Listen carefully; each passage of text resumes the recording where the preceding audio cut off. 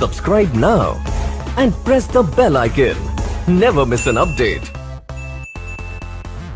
Hello दोस्तों, मैं अभिषेक सिंह आपका दोस्त और एचआर की इस क्लास में आपका स्वागत है। आज की क्लास में हम बात करेंगे मिनिमम एक्ट 1948 के बारे में। मिनिमम एक्ट 1948 का पर्पस क्या है? What is a minimum wages act? सबसे पहले हम यहाँ देखते हैं what is minimum wages. A minimum wage is the lowest remuneration that employers can legally पे देयर वर्कर्स। मिनिमम वेजेस एक लोएस्ट रिम्यूनरेशन, एक पैसा, एक तरह से मान लो एक वो अमाउंट होता है जो लीगली गवर्नमेंट जो डिसाइड करती है कि इतना आपको अपने एम्प्लॉय को, जो आप जिससे आप काम करा रहे हैं, उसको पे करना है। तो लीगली जो गवर्नमेंट ने डिसाइड कर दिया है वो एक मिनिमम वेज हो गई। इतना ही आप इतना पे करना ही करना है। इसके ज़्यादा आप जो पे कर सकते हैं वो आपके ऊपर है, पर मिनिमम इतना आपको पे करना है। सेकंड है what is the purpose of minimum act 1948। Purpose क्या है इसका? Minimum Act was enforced to ensure that the employers did not exploit employees with insufficient wages. The act is applicable on all establishment, factories, places of business and industry types. मतलब इस act को लाने का purpose यही था कि जो employer हैं वो अपने एम्प्लॉय को एक्सप्लॉइट ना कर सकें, मतलब अपना शोषण ना कर सकें। इनसफिशेंट मतलब कम तनख्वाह देकर, उनसे ज़्यादा काम कराकर उनका शोषण ना कर सकें। इसके वजह से मिनिमम एक्ट को फोर्स में लाया गया था, क्योंकि जब मिनिमम एक्ट नहीं आया था दोस्तों, तो क्या होता था कि एम्प्लॉय और एम्प्लॉयर में बहुत लड़ाइयाँ होती थी, झड़पें होती थी, क्योंकि कुछ फिक्स नहीं था। उनसे 12 घंटे कराएं, 10 घंटे कराएं, 20 घंटे, कितना भी टाइम काम कराएं, और एक लमसम अमाउंट उनको दे देते थे, जो कि फिक्स तो था नहीं। तो जिसे एम्प्लॉई मांगता था अपना कि मेरा इतना बनता है, पर एम्प्लॉयर उनको देते नहीं थे कि ऐसा कुछ नहीं है, कहाँ लिखा है कि आपको इतना देना है। जिसकी वजह से एम्प्लॉय भी कुछ ज़्यादा बोल नहीं पाते थे, और फिर ये केस गया कोर्ट में, बहुत लोगों का केस गया, तब ये मिनिमम वेजेस को भाई लागू किया गया कि मिनिमम एक्ट आना चाहिए, एक तो बहुत ज़रूरी है।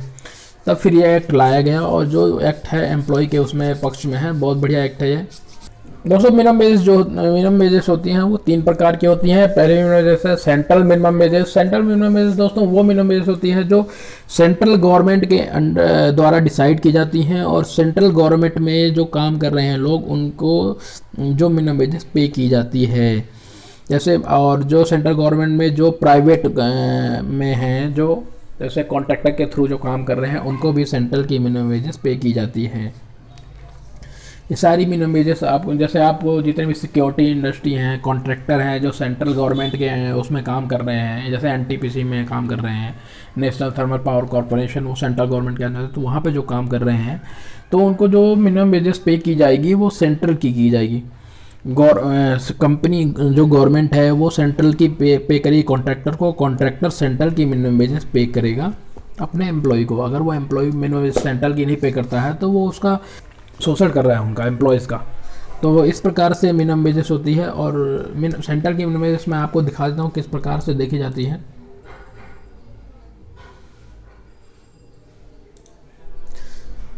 दोस्तों ये देख लीजिए, सेंट्रल की मिनिमम वेजेस इस प्रकार से आती है। Government of India, ministry of labour and employment, office of the chief labour commissioner, new Delhi. ये सेंट्रल मिनिमम वेजेस है। सेंट्रल मिनिमम वेजेस ये भी साल में 2 बार आती है, एक अप्रैल में आती है, एक अक्टूबर में आती है। तो जो डीए वीडीए बढ़ता है वो लेके मतलब आती है। तो दोस्तों इसमें देखने का जो तरीका है मैं आपको बता देता हूँ।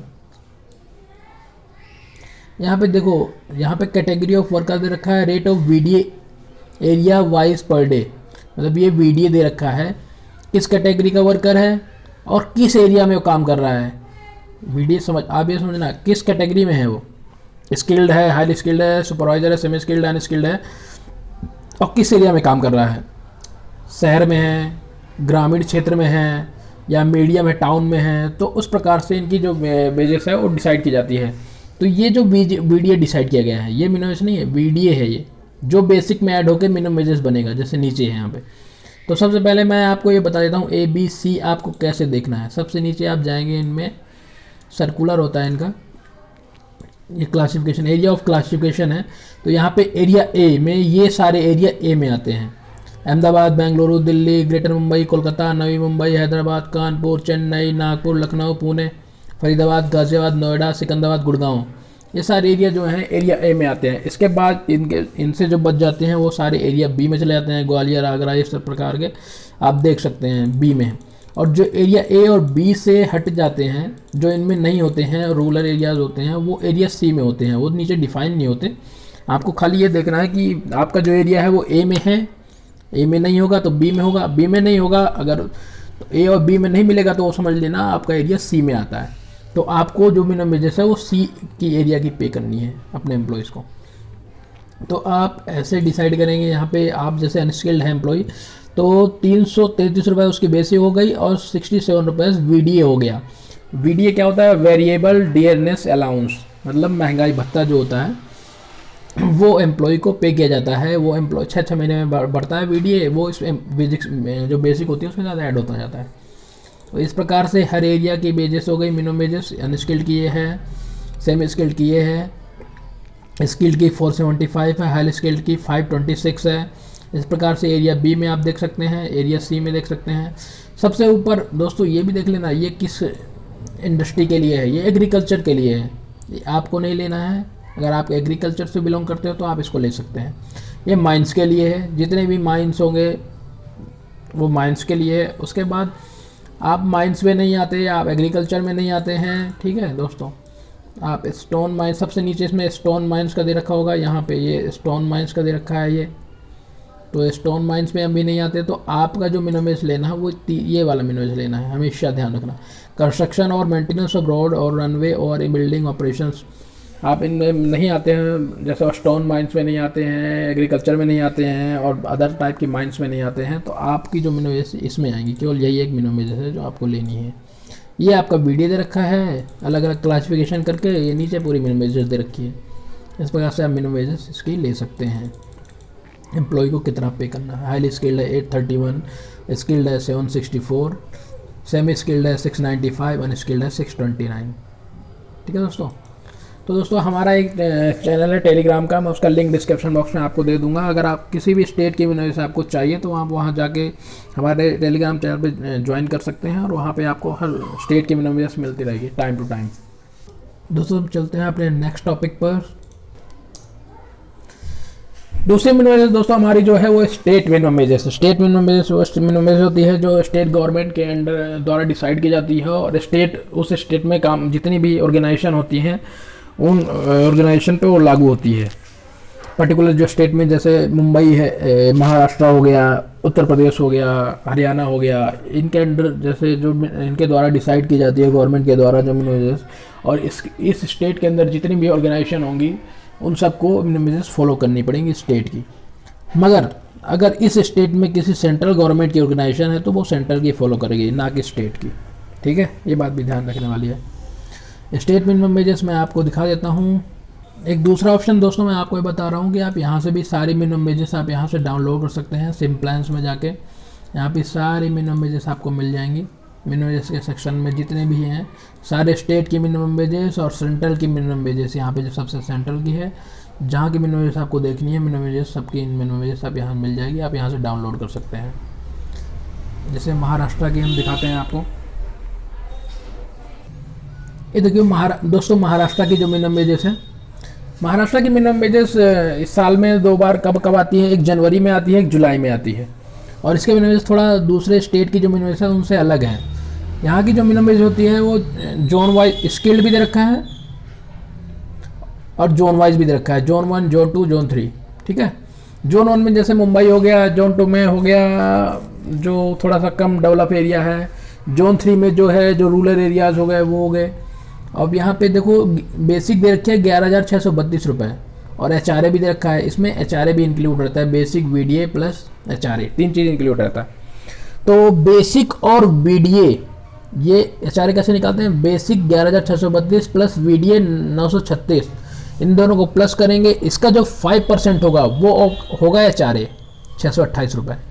वो HRA ऐसे निकाला जाता है। ठीक है, HRA ऐसे निकलेगा। उसके बाद ये इसकी मंथली मिनिमम वेज बन जाएगी 12,568। ठीक है, 12,568 ये मंथली मिनिमम वेज बन जाएगी। तो इस प्रकार से मुंबई की मिनिमम वेज कैलकुलेट करते हैं। अगर आपको कैलकुलेशन चाहिए तो मैं आपको कैलकुलेट करके दिखाता हूँ। जैसे 11,632 है महाराष्ट्र की, 11,632। उसके बाद यहाँ का जो था VDA 936। अब इन दोनों को हमने प्लस कर दिया। 12,568 हो गया।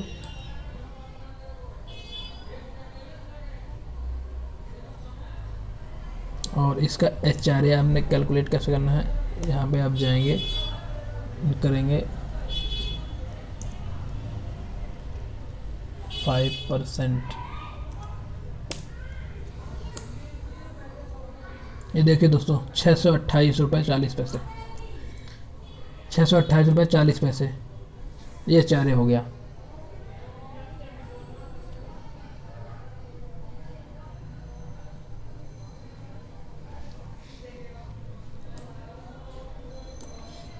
एक मिनट देखना दोस्तों, ये 11,632 जो बेसिक है, यहाँ पे इन लोगों ने ऐड नहीं कर रखा है इस साइट ने। बेसिक प्लस VDA को प्लस करने के बाद ये आ रहा है 12,568, ठीक है। उसका जो 5% HRA उस पर जो कैलकुलेट होगा वो इसमें ऐड होगा, उसके बाद इसकी मिनिमम बनेगी। जैसे अब ये हो गई, इस पर 5% HRA हो गया, प्लस करने के बाद इसकी जो मिनिमम बनेगी वो 13,196 रुपये, 13,197 रुपये मिनिमम बनेगी मुंबई की। दोस्तों में कुछ जगह मिनिमम ऐसे होती है, जैसे नॉर्थ ईस्ट जो इलाके हैं वहाँ की जो मिनिमम होती है वो जो कैलकुलेट होती है पर डे की, पर डे की जो मिनिमम होगी इंटू 26 नहीं होता है, वो इंटू 30 होता है। और जो बाकी जो नॉर्थ ईस्ट के अलावा जो अगर अदर स्टेट हैं उनमें जो पर डे की मिनिमम होती है इंटू 26 होता है। फॉर एग्जांपल जैसे मैं आपको दिखाता हूँ, मणिपुर चलते हैं हम।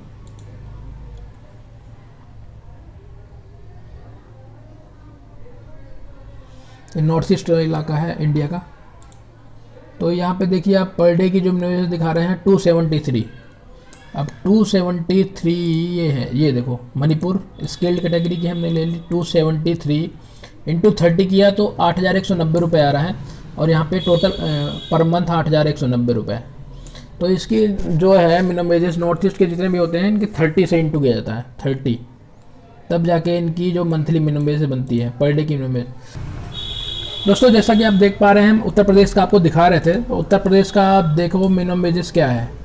अब अनस्किल्ड का ही ले लो तो यहाँ पे 5,750 रुपये बेसिक है और 3,008 रुपये BDA है। दोनों मिला के पर डे का जो होता है 336 रुपये 85 पैसे होता है, ठीक है। तो यहाँ पे हम जाएंगे, हमने यहाँ पे टाइप किया 336 रुपये 336.85 इंटू 26 कितना हुआ, 8,758 रुपये 10 पैसे, ठीक है, 8,758 रुपये। तो यहाँ का कितना है 26 से, यहाँ का हमें 26 से गुणा करना पड़ा। और जो नॉर्थ ईस्ट में आते हैं जितने भी स्टेट इंडिया के स्टेट हैं वहाँ 30 से डिवाइड होता है।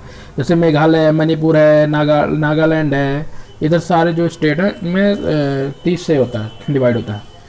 तो इस प्रकार से दोस्तों आप समझ गए होंगे मिनिमम वेजेस कैसे कैलकुलेट करते हैं। अब चलते हैं हम अपने आगे के टॉपिक पर। दोस्तों उसके बाद जो तीसरी मिनिमम वेजेस आती है वो माइंस मिनिमम वेजेस आती है। माइंस की जो मिनिमम वेजेस है, ये इंडिया की जो माइंस होती हैं वैसे गवर्नमेंट सेंट्रल मिनिमम वेजेस में इशू करती है माइंस की मिनिमम वेजेस, पर ये वो वाली शायद फॉलो नहीं करते हैं। ये लोग फॉलो करते हैं अपनी खुद की, जो इनकी प्लांट की है वो माइंस की मिनिमम वेज डिसाइड होती है, और वो गवर्नमेंट की जो सेंट्रल मिनिमम है उससे थोड़ी ज़्यादा होती है। तो माइंस की मिनिमम वेज खुद डिसाइड करते हैं।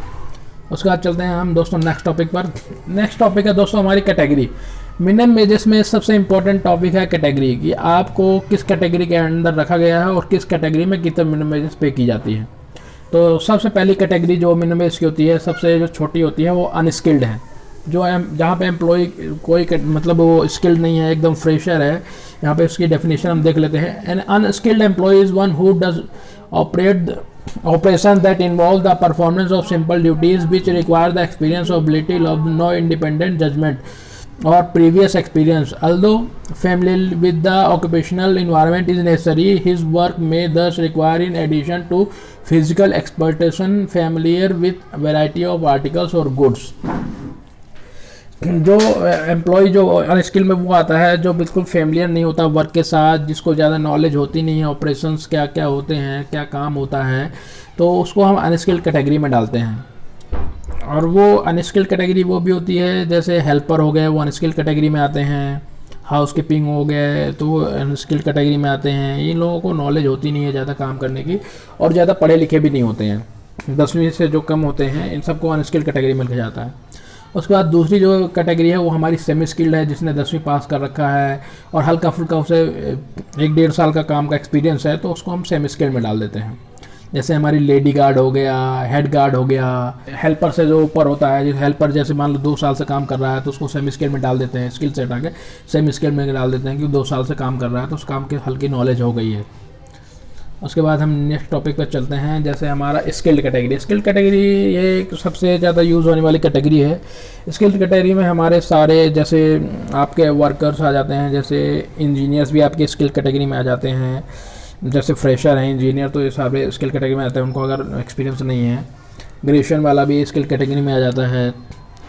जो आपके सुपरवाइज़र हैं, चेकर हैं, ये सारे हेल्थ कैटेगरी में आ जाते हैं, जो स्किल कैटेगरी में आते हैं। Skilled employ one who is capable of working efficiently, of exercising considerable independent judgment and of discharging his duties with responsibility. He must possess a thorough comprehensive knowledge of the trade, craft or industry in which he is employed. जो मैंने आपको इनने बताया ना कि उसको knowledge skill category होता है, बेसिकली उसको हर चीज़ काम की नॉलेज हो जाती है। 2-3 साल का एक्सपीरियंस जिसको हो जाता है, 3 साल का एक्सपीरियंस होना चाहिए या ग्रेजुएशन होनी चाहिए, दोनों में से कोई एक भी होगा तब भी वो स्किल कैटेगरी में शामिल हो जाता है।